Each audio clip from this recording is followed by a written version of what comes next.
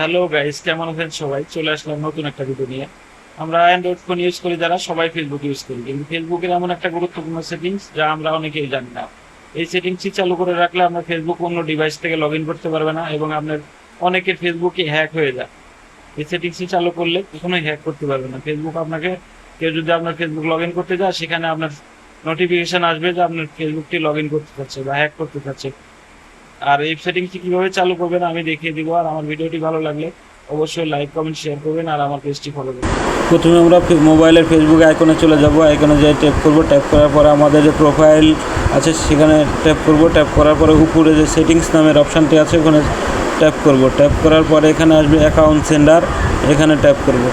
Tap করার পরে আমরা নিচের দিকে আসব। নিচের দিকে এসে পাসওয়ার্ড অ্যান্ড সিকিউরিটি এখানে ট্যাপ করব।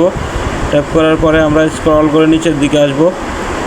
নিচের দিকে আসার পরে সিকিউরিটি অ্যালার্টস নামের একটি অপশান দেখতে হবে, এখানে ট্যাপ করব। ট্যাপ করার পরে আমার এখানে ইওর ডিভাইস অন অর কি চেঞ্জ এই অপশান এবং কন্ট্যাক্ট ডিভাইস অন কি চেঞ্জ এই অপশান, এই দুই অপশান দুটি চালু করে দেবো। চালু করে দিলে আমাদের ফেসবুক কেউ লগ ইন করতে চাইলে বা হ্যাক করতে চাইলে আমাদের ফেসবুক অটোমেটিক নোটিফিকেশান পাঠাবে।